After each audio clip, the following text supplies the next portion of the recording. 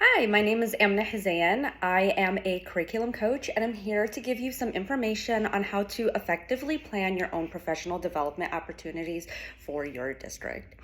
In my career, I started out as a second grade teacher after I graduated with my bachelor's in early childhood education. And then I pursued my master's in curriculum and instruction. From there, I decided to work with adult learners to guide teachers and other leaders towards professional development and other learning opportunities that will build skills in the classroom to enhance learning for students. Today, I'm going to discuss with you the importance of understanding andragogy and best practices when delivering instruction to adult learners. So to begin, we must first understand what andragogy is and why it is important. So andragogy is the approach that is the approach towards learning that is focused and geared towards working with adult learners, which varies from working and teaching with young children, which is called pedagogy. Understanding andragogy is important as adults learn differently than children do, and they have different views towards learning than children do. In the 1970s, a man named Malcolm Knowles further developed the theory of andragogy with what is now known as Malcolm Knowles' adult learning theories. In his theory, he has 5 assumptions about the characteristics of adult learners that differ from pedagogy. In his first theory, adults carry a self-concept towards learning, meaning that they are self-directed and independent learners. In his second theory, adults learn from experiences in their past. His third theory is that adults carry a sense of readiness to learn, meaning that they gravitate towards learning that matters to them or is important to them. The fourth theory is that adults need immediate applications, meaning they want to be able to apply what they're learning almost immediately, rather than saving that information for later use, which is what young learners do. And the fifth theory is that adults must be motivated to learn and know the value of what they are learning to understand why they need to learn it. Now that we have an understanding of andragogy and Malcolm Knowles' adult learning theories, let's dive into why one should apply those andragogical principles when creating and delivering professional development. When creating professional development opportunities, you want to ensure that you are reaching your target audience, which are the adult learners or the adult teachers.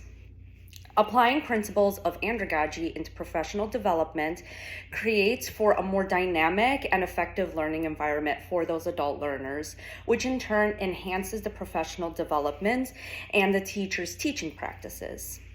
Applying these adult learning theory principles not only engages the teachers, but it also encourages and promotes more collaboration, and it creates for more receptive learning during the professional development.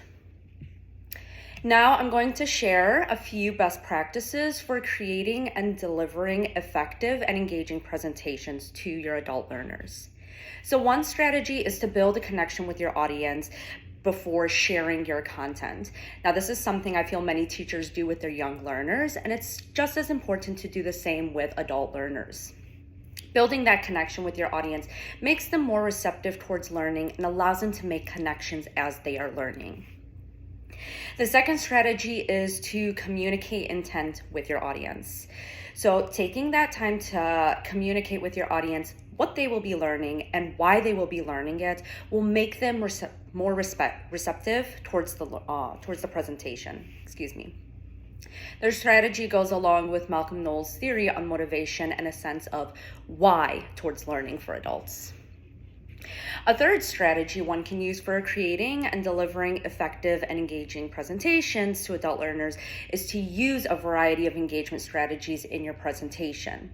Just as we know young learners learn in different ways, so do adult learners. So you want to incorporate strategies that are challenging, motivating, and actively involve your adult learners. The last point I would like to discuss is how cultural, ethnic, and gender biases of the presenter and the audience can affect the effectiveness of your presentation.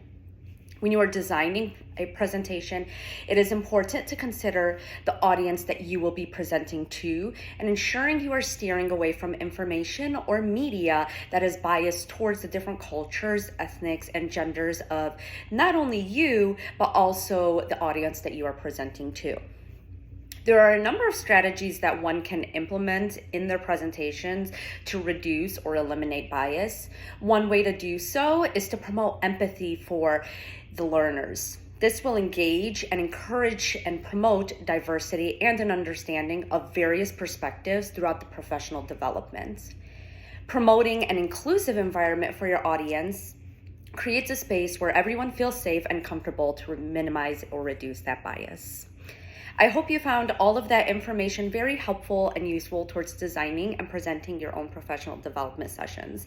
If you ever have any questions or concerns or would like further information or support, please reach out to me. I am happy to help. Have a wonderful day.